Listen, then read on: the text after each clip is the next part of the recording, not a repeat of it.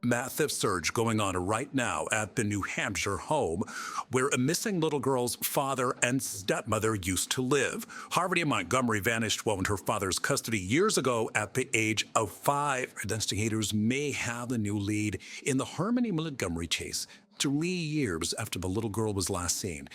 The FBI's here, so there's something or something. Yeah. Hey, fans, it's got to be the I can't do something. I'm sitting again. In December 2021, the name Harmony Montgomery first hit headlines across the United States of America when a missing persons investigation was launched to find the 7-year-old girl.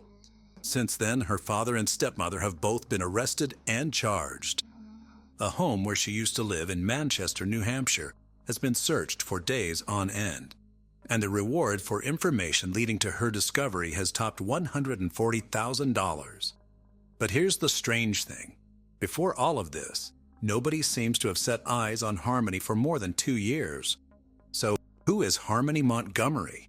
Why did it take so long for anyone to notice that this little girl has gone missing? Where has she been at all this time? And is it now too late to save her life? Hi, and welcome to Mysterious 7. I'm Michael, and today I want to take you guys through the story of little Harmony Montgomery, who dropped off the face of the earth back in 2019. Little Harmony wasn't born under a lucky star. Both her parents have a problematic history of substance abuse, and she had to cope with a visual disability in one eye through all of that.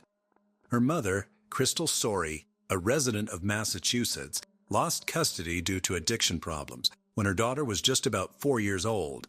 Sorey had to surrender Harmony to the state in the summer of 2018. After that, the girl's father, Adam Montgomery, secured sole custody in February 2019 and moved her to New Hampshire. Harmony was living with her father, Adam, as well as his wife, Kayla Montgomery, and their children at the property at the time when she went missing. The little girl had been in and out of foster care for much of her life, according to her files. Sometimes kids do get caught up in the legal system for years at a time. But Harmony wasn't one of the kids who slipped through the cracks of the foster care system. She went missing from her own father's house, and he never reported the matter, nor tried to reach out for help, nor find his daughter. So what exactly is his involvement in the disappearance of his child? Police said they first became aware of the case when they received a call from the girl's mother, Crystal Sorey, in November 2021. She had been trying to locate her daughter for months, but said she had been blocked by her ex-husband from contacting her. She said she last saw her daughter during a FaceTime video call with Adam Montgomery around Easter 2019. Sorey told the police that since then, she unsuccessfully made attempts to find Harmony by contacting various schools and driving by addresses associated with Adam Montgomery. She said last year, he and his partner Kayla blocked all communication with her. According to news reports, Sorey had been sharing concerns over Harmony's well-being with Blair and Jonathan Miller, a couple who fostered and eventually adopted Harmony's younger brother Jameson in June 2019. The two were also actively trying to make a connection with Harmony and told Sorey multiple times they'd adopt her if the need arose.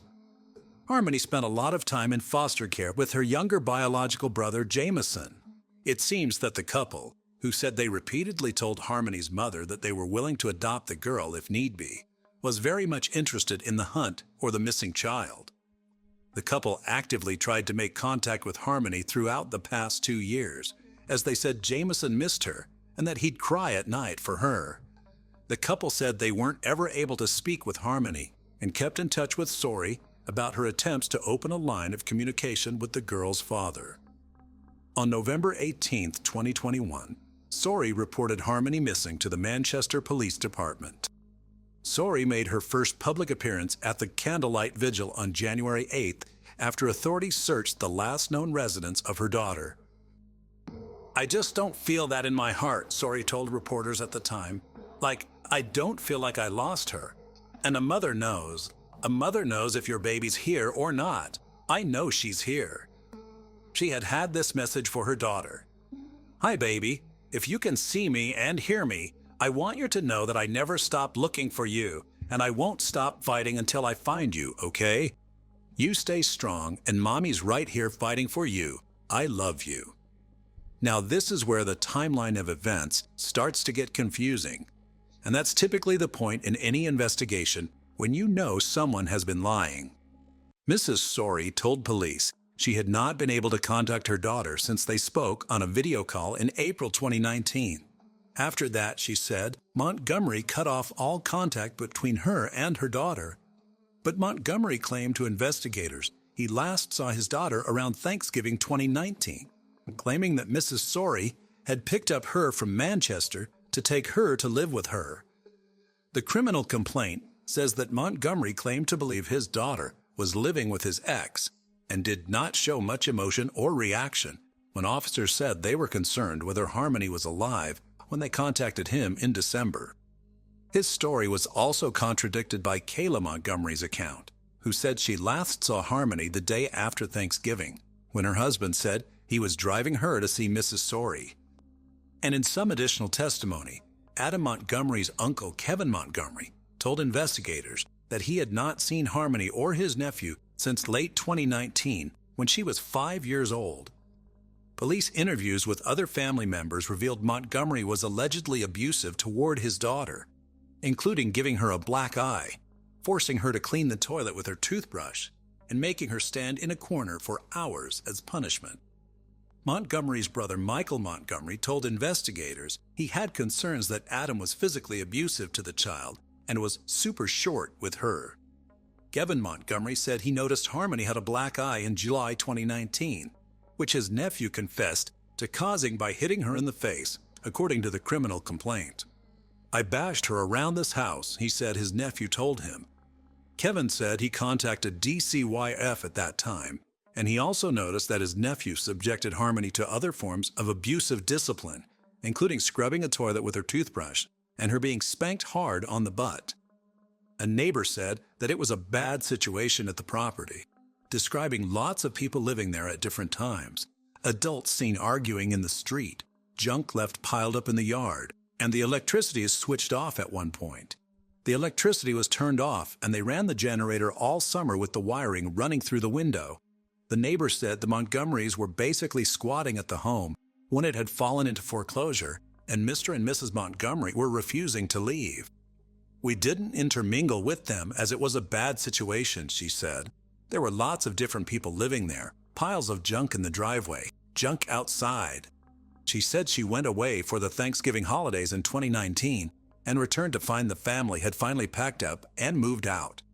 And another neighbor on the street where Harmony lived also says that the family moved on Thanksgiving 2019, the same time Adam Montgomery says he last saw the missing child. Manchester police said definitively that Harmony has not been seen since around October or November 2019, when she was 5 years old, yet a missing persons investigation was only launched in December 2021. Mrs. Sorey has gone on public record to state that her daughter was failed by everybody. Despite multiple efforts to reach out to her daughter, or at least find out more, no authorities concerned paid attention. And the girl's father clearly couldn't care less what happened to the child. The last confirmed sighting of Harmony by law enforcement was on the 11th of September 2019, when Manchester police officers were called to the home on 77 Guildford Street in Manchester, where she lived. Police Chief Aldenburg, who is in charge of the case now, previously said the last police call-up to the property was in October 2019, but confirmed he had muddled the dates in a press briefing on the 12th of January. Despite the date change, the police chief said investigators are still working on the belief that Harmony was last seen in October or November of that year. Harmony's father and his wife were both arrested and charged on counts related to the missing child in early January. Adam Montgomery was arrested on the 4th of January and charged with second-degree felony assault, 2 misdemeanor counts of endangering the welfare of a child, and 1 misdemeanor count of interference with custody. On the assault charge, he is accused of striking Harmony in the face, sometime in July 2019, giving her a black eye according to the criminal complaint. Officials said Montgomery is not cooperating with the investigation into his daughter's disappearance, and he has refused to say where she is.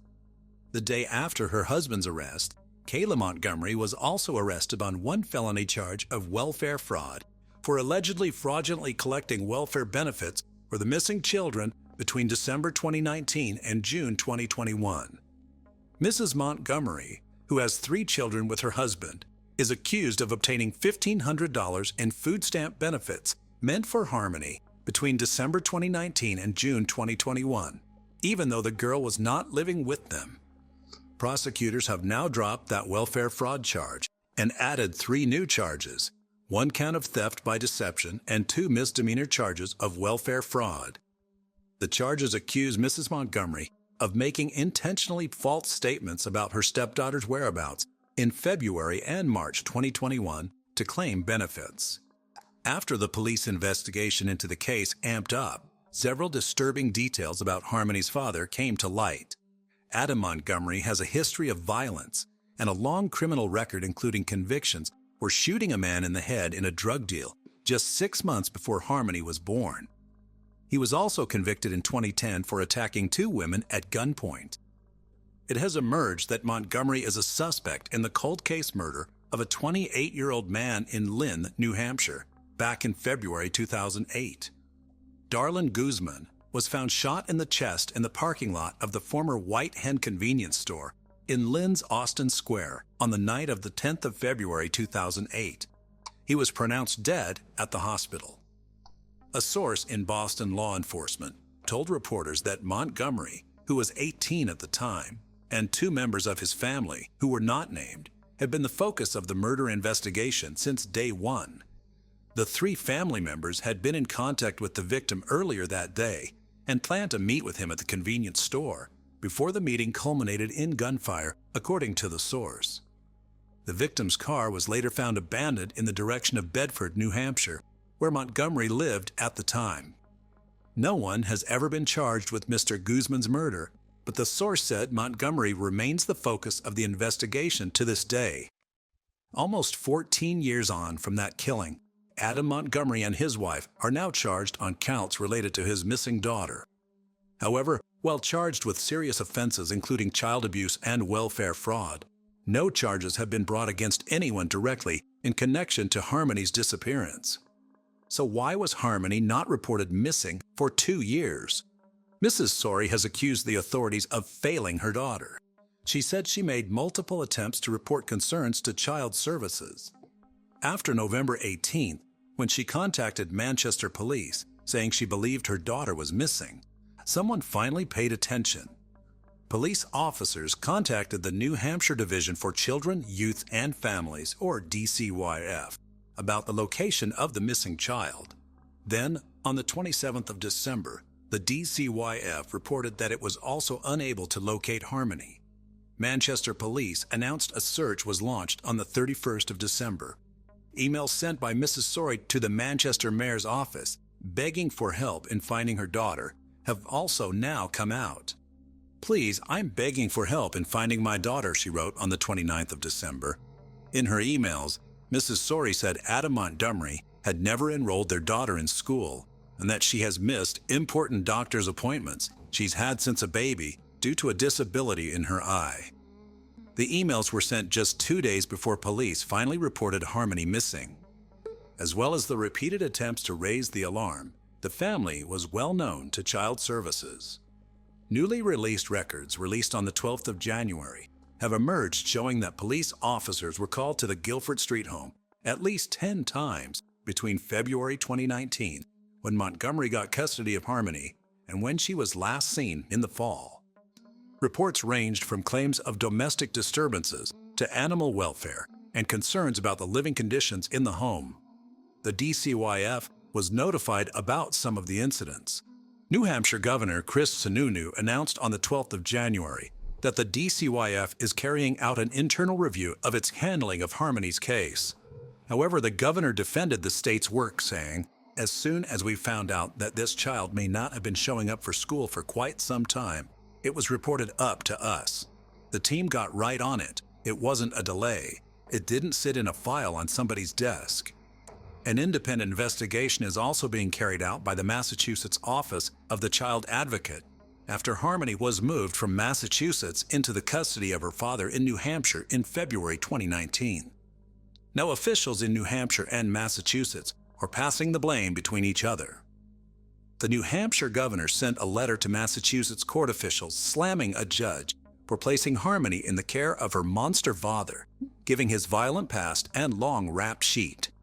Massachusetts Governor Charlie Baker responded to the criticism by saying he felt his pain, but said he wants to wait and see the results of the independent review by the Massachusetts Office of the Child Advocate. Investigators have revealed very few details about what they think may have happened to Harmony. The Guilford Street property has been the focus of much of the search, with investigators seen in the home and the backyard for multiple days. However, Manchester police said the search had concluded there. It is not clear if anything of interest was uncovered, and no other locations where searches have been identified. Chief Aldenburg insisted on the 12th of January, but they are still working on the belief that Harmony is alive. However, he admitted that he was a little discouraged by the case so far and pleaded with the public to come forward with information. He added, "Somebody out there knows something." Despite the national attention and the painstaking efforts to find the missing child, investigators appear to have made very little headway. Though concerning, the lack of progress is perhaps unsurprising, as whoever has information about what happened to the little girl has had a more than a 2-year head start on the investigators. On the 14th of June 2022, law enforcement officials were seen transporting a refrigerator and taking potential pieces of evidence from the scene at a Manchester home where Harmony Montgomery's father and stepmother, Adam and Kayla, once lived. Former FBI agent Jennifer Coffindaffer stated that bringing in the refrigerator is usually used to maintain biological evidence. If they found a body or body parts in a freeze, law enforcement would want to maintain the level of decomposition. Coffindaffer said, "I have a really creepy feeling about this. It's not good." Several law enforcement agencies were seen outside the Union Street apartment complex, where investigators were focused on the second-floor unit, where Montgomery's father, Adam Montgomery, and his now estranged wife, Caleb, once lived. A woman called Darcy Hambleton, who lives behind the apartment complex, told a reporter that she briefly saw police enter the building on Monday, and it seemed casual. But by 9 a.m. Tuesday, Hambleton said she saw a full-scale investigation from her balcony, which included 6 to 7 officers behind the building at any given time. She added that she saw an individual in an FBI t-shirt and one man in a hazmat suit, and noted that the front of the complex is a media circus. Investigators were later seen taking a refrigerator wrapped in biohazard tape from the apartment and loading it into a truck. A camera was also used to search the sewer in front of the building. "I knew about the case since 2021 when Harmony was initially reported missing. It's all over Manchester on signs and billboards," Hambleton said. "But I had no idea that her father had lived behind me." Noting that she has a 7-year-old daughter herself, Hambleton added that her heart is in my stomach right now, thinking that something could have happened to that little girl here. After this raid, Crystal Sorey stated publicly, "I know in my heart this is no longer a rescue mission. They're looking for a body." In a disturbing follow-up, Kelsey Small, one-time girlfriend of the father of missing Harmony Montgomery, was recently found dead in Manchester, police said. Small, 27, was with Adam Montgomery when police found the homeless couple sleeping in a car on December 31, 2021, in the early days of the search for Harmony. The cause of death is still pending, but it does not appear suspicious, said police spokeswoman Heather Hamill. According to court records, police were on their 4th day of searching for Harmony when they found Adam Montgomery and Small sleeping in a car on New Year's Eve. The car was parked on Harvell Street on the west side, close to the Gifford Street home where the Montgomery family had lived 2 years earlier. Small told police she had been romantically involved with Adam Montgomery for more than a year. She knew he had 4 children from previous relationships, but he was not in touch with any of them and never talked about Harmony, she told police. She had no idea where Harmony might be. Police eventually arrested Adam Montgomery, but never charged Small with any crime. So what happened to Harmony Montgomery, and where is she now? If her father is innocent, why did he never report her disappearance? And when her mother, Crystal, tried to find her daughter, why weren't police and the local child protective services on her side?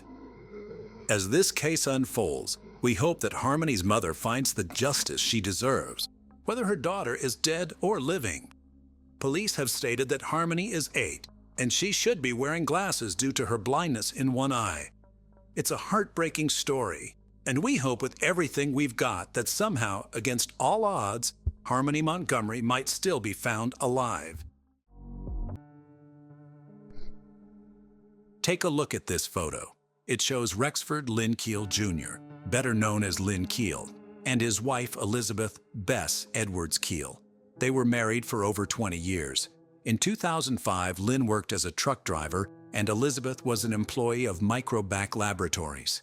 Probably many of us have pictures that, when we look at them, we realize that shortly after the picture was taken, the lives of the people depicted in it changed dramatically. These words can be fully applied to this one as well. Lynn and Elizabeth lived in this house, which is located in Nash County, North Carolina. As you can see on the map, the place is quite secluded. As 2005 drew to a close, Lynn and Elizabeth, like many people, were making plans for the next year. But on January 1st, 2006, trouble came to their house. It was cold, and the steps outside the house were covered in ice. As Elizabeth was leaving the house, she slipped and fell, hitting her head hard on the corner of the concrete steps. The injury she sustained was fatal.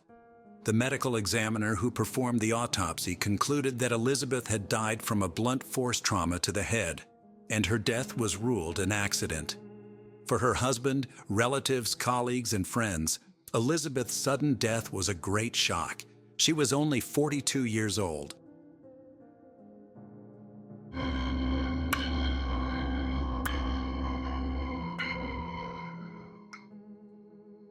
About 1 year passed and Lynn Keel decided to move on.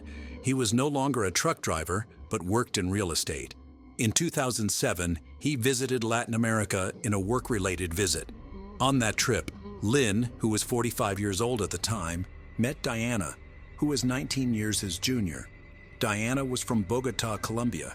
She was strikingly beautiful, kind, and a single mom with a daughter. The relationship between them quickly developed, and with her thoughts of the American dream, Diana moved to the United States.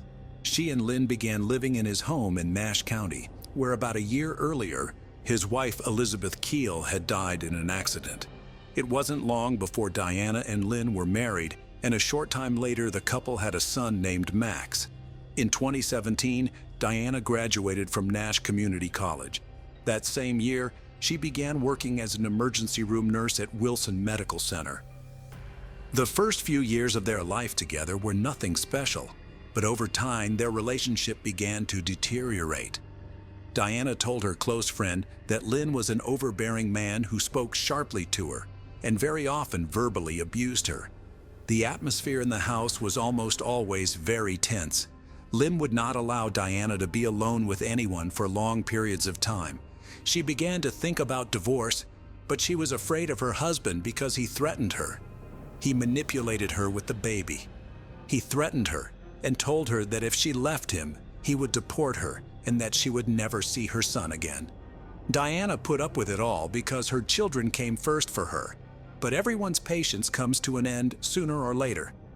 In 2019, Diana's daughter Laura was 18, a graduate of Southern Nash High School and a freshman at the University of North Carolina at Wilmington, and 10-year-old Max was living with his parents. As I said, Diana worked as a nurse at Wilson Medical Center. She was loved and respected by patients and colleagues alike. On March 7, 2019, Diana's mother, Esperanza Prada, who lived in Colombia, received a message in which Diana wrote, "Mom, I love you very much." The message came completely out of the blue. Esperanza knew her daughter didn't have a happy marriage and that she wanted to divorce her husband but was afraid of him. It was only 3 days after that, and Diana's daughter, Laura, sounded the alarm. On March 10th, she tweeted out a plea for help to find her mother. The message said, "This is insane. You see this happen to everyone else, and you don't think it's ever going to happen to you guys. My mom is missing. If you see or hear anything, please, please let me know. And please, please retweet this. Help me get the word out. Thank you." That same day, Laura called the medical center where her mother worked. but none of Diana's co-workers had spoken to her in the past 2 days. An employee of the medical center called the police and asked for a welfare check on Diana. A co-worker told the dispatcher that Diana hadn't been heard from in 2 days. "She was supposed to work tonight. She's on the schedule," the Wilson Medical Center nurse said. "She's the type of co-worker. She's always like 30 minutes early. And if you text her, she replies back like reasonably. She has not done any of them." The woman said it was out of character for Diana and asked the sheriff's office to perform a welfare check. Diana was a devoted mother who was in touch with her family every day.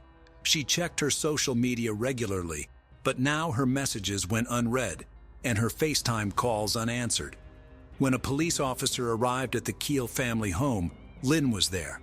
It was surprising that his wife's disappearance had been reported to the police by her co-workers, not him. Lynn told the police officer that he had last seen Diana 2 days earlier, on March 8th, when she left the house. Her car was still parked outside the house, which also aroused suspicion, so Lynn was called in for questioning. When questioned, Keel, 57, said his wife had gone out to run some errands and hadn't returned. He said she would leave from time to time and wouldn't return for several days. It was a statement that didn't ring true. Without any charges, the man was released. Diana was reported missing and the police began searching for her.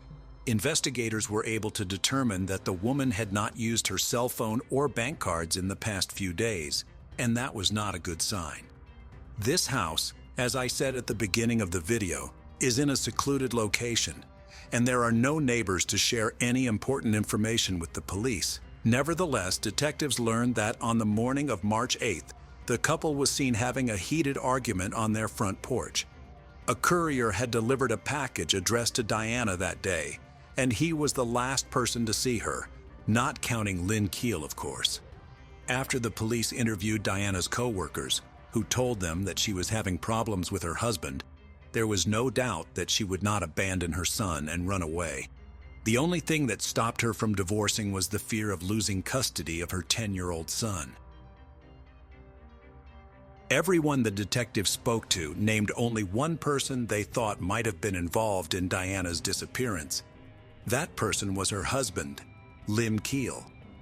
Early in the investigation, an ominous discovery was made. 2 years before Diana went missing, Lynn had insured her life for more than $1 million, and he was the sole beneficiary of this insurance. In 2008, sheriff's deputies responded to a domestic dispute in the house, although no further action was taken.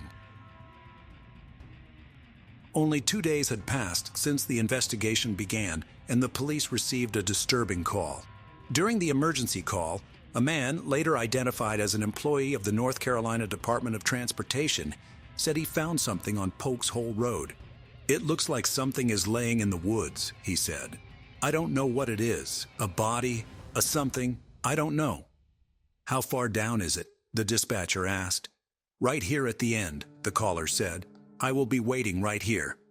Unfortunately, what the man who called the police saw was Diana's body, which from the looks of it, had been there since the day she disappeared. It turned out that the worker was checking in a legal dump when he saw something suspicious. Polk's Hole Road is a dead-end street leading to farmland, and the fact that the body was found was fortunate, if fortunate is the right word under the circumstances. Who knows how long it would have taken the police to find Diana's body, for it was 30 miles away from her home. "I've heard nobody that knew her had anything negative to say about this woman," Nash County Sheriff Keith Stone said. "What a tragic event. Even more tragic, we now have a 10-year-old without a mom." Stone added, "It's very difficult, especially when I see life as it is and how fragile it is. And now we have a kid without a mother. It's very difficult. We have a lot of unanswered questions. That's the reason we, as the Nash County Sheriff's Office, operate with compassion, honor, and diligence. Although it remains unclear how the woman died, there is definitely foul play involved."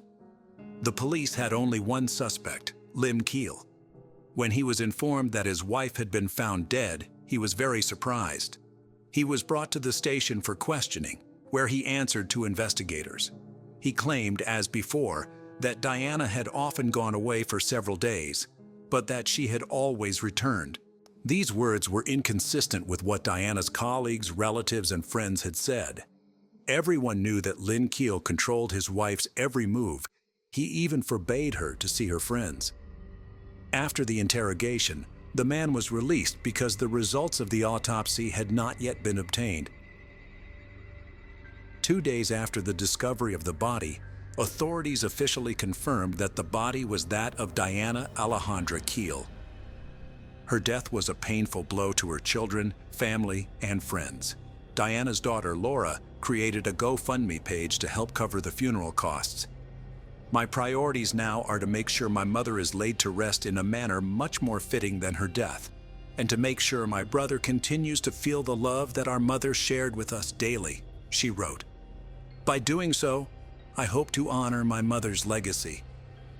Diana's cousin living in Colombia told reporters that the mother of two came to North Carolina to live the American dream, but it ended up being a nightmare.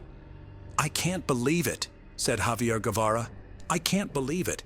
It's very, very sad. After the medical examiner's report was obtained, the frightening details of Diana's death became known. She had extensive skull fractures as well as multiple sharp injuries on the left side of her face and neck. Some of the injuries were post-mortem, which could mean that the person who inflicted them had a personal grudge against Diana. By the time police arrived to arrest Lynn Keel and search his home, he had gone on the run. He was put on a nationwide wanted list, and a report stated that he might be driving a gold-colored pickup truck and warned that he might be dangerous. It was learned that after Lynn Keel left the police station after being questioned, he drove his 10-year-old son to his parents' home, took his father's car, and fled. According to a warrant to search the home Diana and Lynn Keel shared, authorities seized a variety of firearms, including rifles, pistols, and revolvers. Also seized were swords, a machete, and several knives. Warrants show that authorities found 2 pages from a diary belonging to Diana Keel's 18-year-old daughter inside a Dodge Ram Lynn Keel owned. When the sheriff was asked about their contents, he replied that he did not feel comfortable divulging what was written on those pages. Meanwhile, the search for Lynn Keel continued. It was determined that he had left the state, but his whereabouts were unknown. Stone said the sheriff's office had received calls from Texas and Florida about Keel's truck, but no additional details about his capture were confirmed. He asked the public to drive by local motels and hotels and see if they would notice a pickup truck with the license plate number listed on the information sheet distributed. "We have no idea where he might be," he said. "This is an opportunity for the public to help because this person is dangerous." On March 17, 2019, 5 days after Diana's body was discovered, Lynn Keel was seized by Arizona State Police 34 miles from the U.S. border with Mexico. He was in possession of a large sum of cash and a large quantity of various canned goods. He was allegedly planning to cross the border and escape into Mexican territory. After his arrest, Lynn Keel was airlifted to Mash County, where he was charged in connection with the death of his wife, Diana. Experts believed she was still alive when she was loaded into her own SUV, driven into the woods, and left for dead. Lynn Keel was therefore also charged with kidnapping.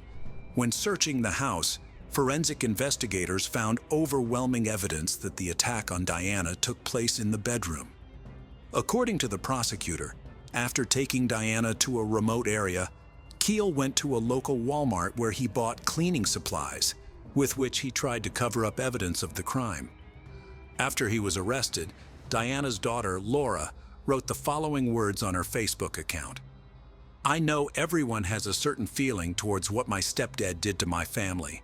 However, I beg all of you not to spread hate. My brother has such a pure heart that he doesn't need to see that hate. We all need to focus on how wonderful my mother was to heal us as best we can." The brutal nature of the crime and Keel's subsequent flight from justice drew local, state, and national media attention to the case. The media attention caused the public defender at the time to ask for a change in venue so that a jury pool could be selected outside of Nash County. Despite the widespread nature of the media attention focused on the crime, the motion for a change in venue focused specifically on the perceptions in Nash County. The media coverage included, among other things, press conferences by the Nash County Sheriff, many written articles in local newspapers, online articles, television coverage, as well as social media discussion. Discussion in the media included speculation surrounding the passing of the defendant's previous wife, the motion stated. The state objected to the motion, but did note that the state had concerns over efficiency and a waste of resources and time should a trial begin in Nash County and then be required to be transferred to another venue after the trial process begins in Nash County, the motion stated. In the end, Nash County Superior Court Judge Quentin Sumner decided to move the venue to Pitt County. In the document outlining his decision, Sumner stated that there exists in Nash County a prejudice against this defendant so that he cannot obtain a fair and impartial trial within Nash County. In October 2021, Rexford Lynn Keel, 59, pleaded no contest to the charges against him to avoid a lengthy trial. A no contest plea, similar to a guilty plea, means that the defendant accepts responsibility for the charge. Keel pled to second-degree murder and first-degree kidnapping.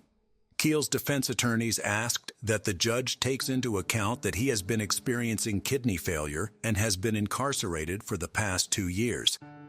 But at sentencing, Diana's mother reminded the court of the reason her daughter was no longer alive. She said she wanted to tell women that if their partner was abusive, they needed to run. "Don't stay there," she begged, as she asked the judge for a severe sentence. "I want you to have the same compassion for Keel that he had when he killed her." Diana's cousin released the following statement. "From all of Diana Alejandra Keel's family, we want to extend a huge thank you to all law enforcement involved in apprehending and bringing Lynn Keel, the suspect in Diana's murder, to face justice. I want to express the immense gratitude our family has felt, including the true empathy from the Nash County Sheriff's Office, along with so many heartfelt messages of support and love since this nightmare began. We know Diana Alejandra has been seen by the public for the amazing mother, daughter, sister, cousin, friend, and co-worker that she was. She loved her 2 children more than I can ever express. Everything she did was for them. She brought joy into this world with her contagious laugh, bright smile, and huge heart for others, including animals. To all that knew her, and those that would have liked to have known her, please think of her and her children only with the kindest thoughts and positive energy possible. Thank you so much for your continued support." Lynn Keel did not say what the motive for the crime was. Perhaps he learned that Diana was meeting with a lawyer and wanted to begin divorce proceedings. We should also not forget the insurance policy worth more than $1 million. Under the plea agreement, Lynn Keel was sentenced to between 32 and 41 years in prison. But that's not all. Police had questions relating to the death of Lynn Keel's first wife, Elizabeth. Was her death really an accident? Her family said they always had questions about her death. In a statement, Elizabeth Keel's family said they have always questioned Bess's death and feel deeply saddened that another life has now been taken. We're going to work all the leads on that, and we're going to go back and look at the information we had on the first incident reports, Stone said. We're going to talk with the district attorney's office. It's something that we need to be looking at. Elizabeth Keel is buried in a family plot in Spring Hope. Stone said right now he is working with a pathologist and going over all of the evidence, who said there is a strong possibility they will exhume Elizabeth Keel's body. Dr. John Butts was the chief medical examiner in North Carolina for 24 years. One would only go to exhume a body if there was some question that wasn't addressed at the time that could be addressed by re-examining the remains, Butts said. According to him, there have been many cases in his career where a death deemed accidental turned out to be murder. Someone falls off of something and was killed, and then additional information turns out that they didn't fall. They were pushed. and there would be no difference in examination. We'd have the same findings, but of course now the circumstances leading up to why it happened have changed, Butt said. No new information related to the death of Elizabeth Keel has appeared over the past 2 years. We can assume that authorities have found no reason to reopen the investigation and exhume the body, but it is possible that we will hear more about this case in the future. The case of Yvonne Baldelli, a hellish love story on a heavenly island. Sometimes the search for paradise on Earth can lead one straight into a real-life hell from which escape is impossible. However, it's only fair to note that a significant factor in this journey is who accompanies you in search of this paradise. Choosing a companion should always be done with the utmost care and caution. Yet sometimes, even the person who seems closest and dearest can turn into a true, merciless monster. The tale of Yvonne Baldelli and Brian Brimmager began like something out of a fairy tale. Yvonne thought she had found true love, for which she was ready to run to the ends of the earth. However, from the very beginning, her relationship raised concerns among Yvonne's family, who disapproved of her partner. Unfortunately, the family's worries were not unfounded. This complex case started in 2011, when a happy and in-love Yvonne left with her beloved for a tropical island. As it turned out, she was heading straight towards her own demise. Only several years later, disfigured fragments of her body were discovered in the swamp, bagged alongside the remains of her cherished pets. Yvonne's family exerted considerable effort to achieve justice, efforts that cost another family member their life. Who was Yvonne Baldelli? Yvonne Olivia Baldelli, May Fold, was born on June 30, 1969, in a small town in the southern part of sunny California. She was the third and youngest child of Marjorie and James Fold, growing up alongside her older brother Michael and sister Michelle, with whom she shared a particularly close bond from childhood. When Yvonne was 13, her mother passed away after a long illness. A year later, her father remarried to Lillian Faust, and the grown children developed wonderful relationships with their stepmother, a kind and caring woman who loved her husband's children as her own. Yvonne received a solid education and explored several career paths, but her main passion was always fashion design, and she dreamed of turning her hobby into a profitable business. However, luck never seemed to be on her side when it came to her personal life. She was married twice, but both marriages ended in separation. Additionally, a surgery she underwent in her youth, followed by complications, left Yvonne unable to have children. After divorcing her second husband, Kevin Baldelli, in 2007, Yvonne lived alone in her small apartment with her beloved dog, whom she affectionately called her child. She remained in constant contact with her father and sister, calling them almost daily and making an effort to see her family at least once a month. Meeting Brian and the love triangle. In 2009, as Yvonne was preparing to celebrate her 40th birthday, she met a Marine named Brian Brimmager. At that time, he was legally married and raising a young son with his wife. Despite this, Brian was open to having an affair and shared with his mistress how unhappy he was in his marriage, claiming he hadn't filed for divorce solely because of his child, whom he didn't want to distress. Baldelli fell for this fit and handsome man at first sight and believed every word he said. Having experienced the pain of a loveless marriage herself, and knowing how hard it can be to leave such a relationship, she didn't rush her partner, believing that the presence of a child was indeed the main obstacle. However, Brian wasn't as straightforward and sincere as he appeared. From a young age, his attractive looks had made him very popular with the opposite sex. He was accustomed to juggling multiple relationships simultaneously and expertly deceived the women who fell for him, promising each one marriage, a family, and eternal love. It soon came to light that the married Brimmager was not only seeing Yvonne, but also had another mistress. This other woman was Christine Verhoeven, a stunning blonde with extensive connections. She was an analyst at the White House and had made a remarkable career during George W. Bush Jr.'s administration. When Yvonne discovered the existence of another rival, She decided to confront the issue head-on and was ready to fight for the man she loved.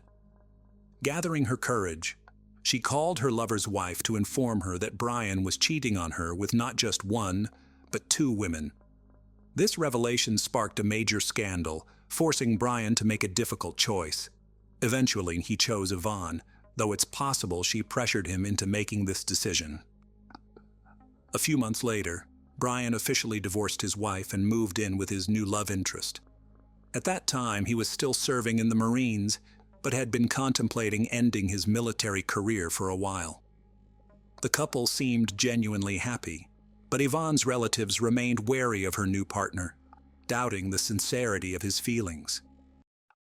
Moving to a tropical paradise. In the summer of 2011, Brian began to talk about radically changing his life, leaving the service, moving away from the bustling city, and settling down on the tropical island. Yvonne shared his sentiments, supported him in everything, and was ready to follow him wherever and whenever he decided. She believed she had met the most important man in her life and adored him. By September of the same year, the decision was final. The couple chose to move to Panama and settle on the small island of Carnero, a place that could truly be called a paradise. Yvonne informed her family just before leaving, so they had no chance to persuade her to reconsider. Yvonne sold her apartment, quit her job, and started packing for the journey. She took only a few bikinis, shorts, tank tops, and her sewing machine, hoping to fulfill her dream of opening a small boutique to create and sell custom outfits to tourists on the new island. In early September, Brian, Yvonne, and her beloved little dog flew to Panama. They spent a couple of days in the country's capital before taking a ferry to Carnero Island, where they rented a house right on the oceanfront. The climate was hot and humid with little temperature variation, attracting a steady flow of tourists throughout the year, primarily diving and surfing enthusiasts. The island was just 1 square kilometer, so one could leisurely walk around it in about an hour. All the infrastructure was located along the coast, while the interior was dense jungle and swampy areas teeming with venomous snakes, spiders, and other wildlife, making it unsafe to venture into. Brian, who had been an excellent guitar player since his youth, brought his instrument with the intention of starting a musical career on the island, performing in entertainment venues.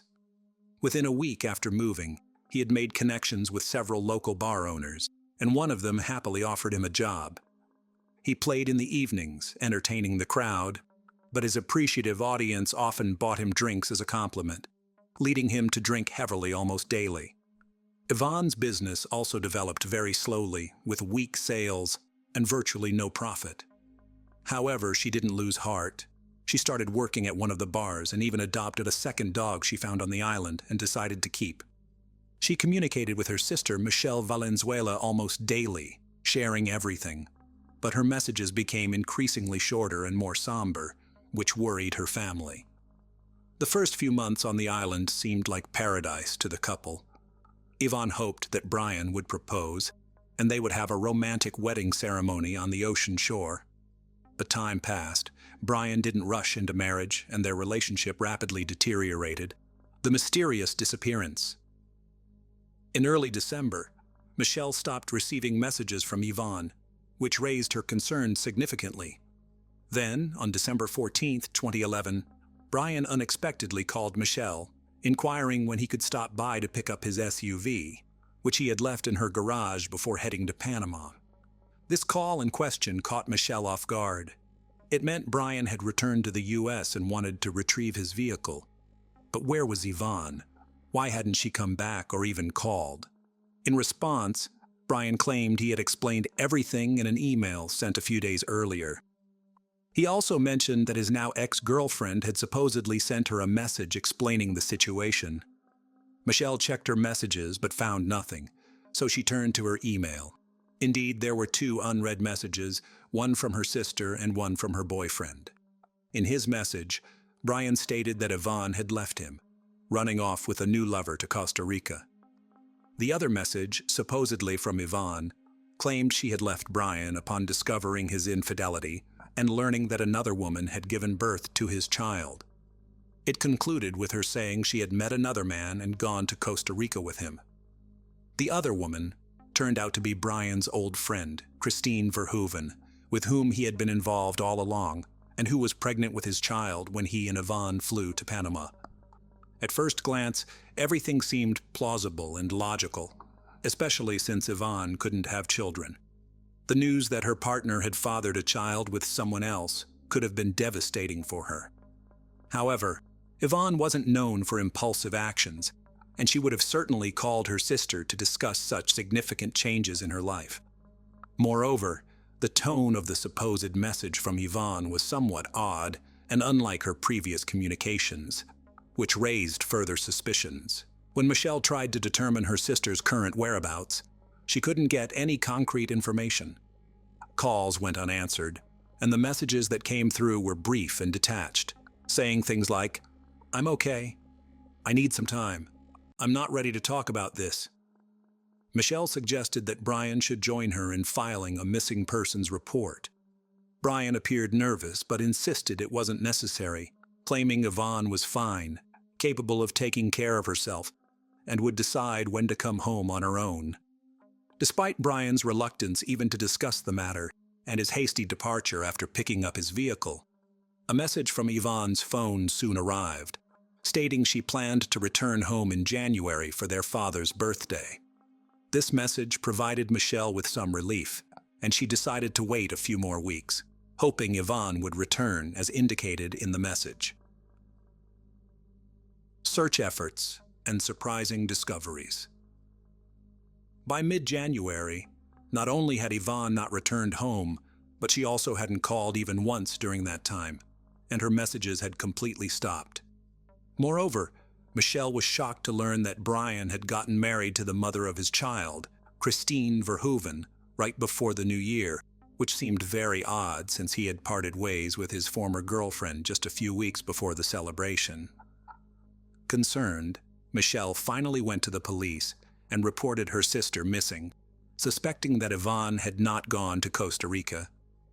An official inquiry sent to Panama confirmed her fears. It was definitively established that Yvonne Baldelli had not left the country. Valenzuela then turned to her cousin, a programmer, to help trace the IP address from which Yvonne's messages were sent, determining their actual origin. It turned out the emails, supposedly sent by Yvonne from Costa Rica in December, were actually sent from Dana Point, California, where Brian was located. The same IP address was used for an email sent by Brian himself. With the situation becoming increasingly alarming, Michelle hurriedly informed the police about her discovery. Valenzuela reached out to the FBI and the State Department, sharing her suspicions that Brian had harmed her sister in Panama, and then continued to send messages from her phone and email, pretending to be her for about a month. However, there was not enough solid evidence at the time to arrest him, so law enforcement could only interview him and continue gathering proof of his guilt. It was revealed that Brian had proposed to Christine while still in Panama with Yvonne. He promised Verhoeven that he would soon return. They would get married and raise their daughter together. Moreover, Christine was unaware that her child's father had gone to the island with another woman, as he had told her he was there on business. The family's own investigation. 2 months after the woman's disappearance, her sister and niece personally flew to Panama. There, they sought the expertise of Don Winner, a former U.S. intelligence officer turned investigator specializing in locating missing U.S. citizens. They shared the story of Yvonne's disappearance and the version of events provided by Brian. Winner, after listening to them, immediately expressed concern that the chances of Yvonne being alive were slim. With vast experience in such investigations and leveraging his connections, Winner decided to put pressure on the Panamanian government and publicize the case, turning the disappearance of an American woman into international news. A press conference was also organized with the participation of Yvonne's family members. Later, Yvonne's father, stepmother, brother, and several other relatives and close friends arrived in Panama to join the search and assist the investigation. Together, they went to the tropical island of Carimero, combing it thoroughly, yet they found no trace of Baldelli. Their search efforts were hampered by dense undergrowth and swampy marshes teeming with wildlife. In addition, the family questioned the island's residents about how well they knew Brian and Yvonne and what they could say about them. It turned out that the couple had recently been heavily indulging in alcoholic beverages and were frequently involved in loud disputes, unconcerned about those around them. Almost daily, they were seen in bars drinking alcohol and having heated arguments. Furthermore, people began to notice bruises and scratches on Yvonne's face and body. She almost never took off her sunglasses, seemingly to hide the bruises under her eyes.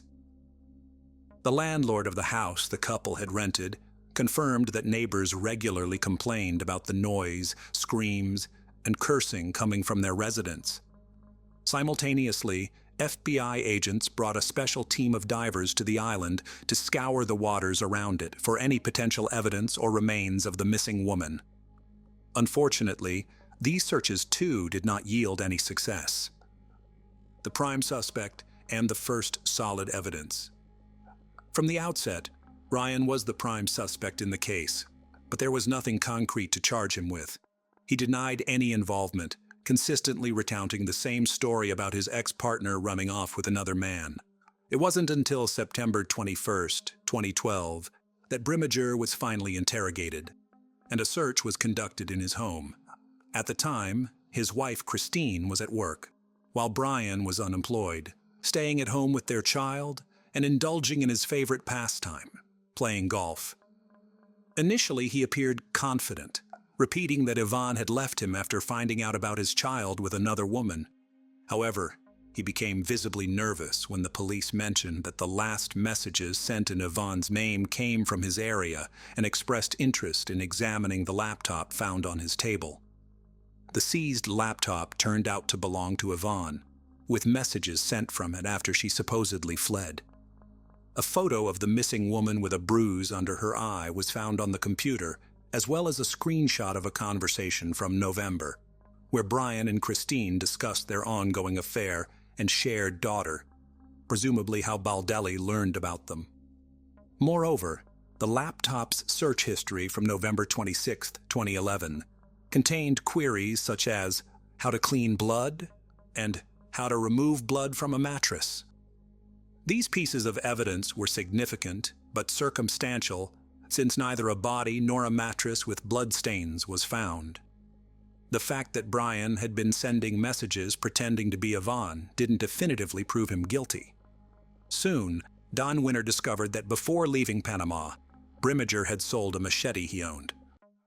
In an online conversation with a potential buyer, he joked that he had used the weapon just once to finish off a stripper. The joke was macabre, prompting authorities to track down the new owner of the machete and seize the blade for examination, which initially revealed nothing conclusive. The long-awaited arrest. The police overlooked another crucial detail: Yvonne's bank card, which Brian used after her disappearance. To add credibility to his story, before returning to the States, he decided to make a trip to Costa Rica and use the missing woman's card a couple of times, creating the illusion that she had indeed fled to that country. He paid for his tickets in cash and withdrew money from different locations in San Jose, draining the card before discarding it. However, Brimmager failed to consider that he was captured on surveillance cameras at the ATMs.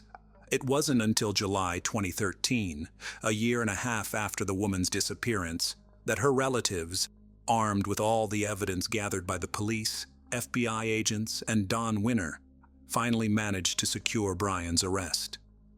Initially, he was detained on charges of making false statements and obstructing the investigation, as there was nothing more substantial to charge him with at that time. By then, he had become a father for the second time. Christine had given birth to a son just a week before his arrest. Authorities attempted to engage the suspect in a candid conversation, offering him a chance to confess to the crime and disclose the location of the body, but Brian consistently denied any wrongdoing. His lawyer also insisted on the absence of a body or direct evidence proving Yvonne's demise and Brian's involvement in it. the gruesome discovery in the swamp. Just 2 months after Brimager's arrest, a significant breakthrough occurred in the case. On the island of Carnero, a worker taking a shortcut wandered into the swampy underbrush and spotted an army backpack barely visible above the water's surface. Driven by curiosity and hoping to find something valuable or useful inside, he looked in the bag, only to recoil in horror at the sight of a human skull staring back at him. He immediately reported his find to the police, and responding officers took the backpack for examination. Inside were fragments of a human body, along with the remains of 2 small dogs. The remains had been chopped up, placed in the bag, and discarded in a location where it was assumed they would never be found. DNA testing confirmed that the human remains belonged to Yvonne, although limbs were missing. Pathologists also determined that she had been brutally beaten before her demise, with a broken nose, cheekbone, and several missing teeth. The demise of the dogs was probably orchestrated to lend credence to the narrative, as it seemed implausible that she would willingly leave behind her cherished pets on the island, suggesting a scenario where they were eliminated and laid to rest alongside their owner.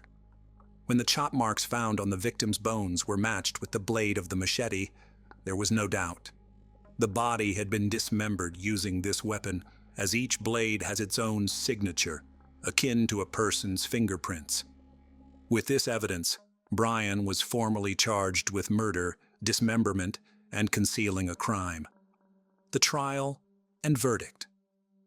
In early 2014, Michelle Valenzuela was diagnosed with an advanced stage of aggressive cancer. She had been so consumed by the investigation into her sister's case that she neglected her deteriorating health, postponing visits to the doctor. After undergoing intensive treatment for about 6 months and realizing it was in vain, she decided to dedicate the last months of her life to seeking justice for her sister. In September 2014, when doctors told Michelle she had only a few weeks left, she declared that although she was losing her battle with the disease, she would continue to fight for her sister until her last breath. Choosing to make her testimony in front of Brian, she detailed everything she knew and submitted all their correspondence with Yvonne to the court. She meticulously described Brian's actions after her sister's disappearance and then fainted from weakness. Michelle passed away 3 days later. The prosecution argued that on the evening of November 26th, following another argument with Yvonne, when she discovered Brian's communications with Christine, Brian, in a fit of rage and under the influence of alcohol, assaulted Yvonne and then fatally stabbed her. He then dismembered her body in the bathtub using the machete, also using it to take the live Yvonne's beloved dogs, and placed the remains in his military backpack. The limbs that didn't fit in the bag were dumped in the ocean, dropped off a rocky cliff early in the morning along with the blood-stained mattress. Brian carried the backpack deep into the island and submerged it in a swamp. For the next few weeks, he continued living in the same coastal house, meticulously erasing any evidence of the crime. He told everyone on the island a story about his flighty girlfriend leaving him for a new lover, a story that sounded convincing enough that locals sympathized with Brian. And he even managed to find a new girlfriend, Nicole Powell, who comforted him for a few weeks until his departure to the U.S. However, at the trial, Nicole testified against Brian, accusing him of lying and cruelty. Faced with irrefutable evidence, Brian was forced to admit his guilt, but insisted that it was self-defense, claiming Yvonne had first attacked him with a knife, which he then used against her. He claimed all subsequent actions were carried out in the state of shock, asserting he didn't remember dismembering and packing the body, taking the lives of the dogs, and so forth. However, his internet searches and attempts to eliminate evidence spoke to his full awareness, and attempts to fabricate a story to justify Yvonne's absence. In the spring of 2016, Brian was found guilty of manslaughter and sentenced to only 26 years in prison, with the possibility of parole in 2035. His service in the Marines was considered during sentencing, allowing him to avoid a life sentence. Lastly, Brian's wife, Christine Verhoeven, stated she still believed in her husband's innocence and would support him no matter what.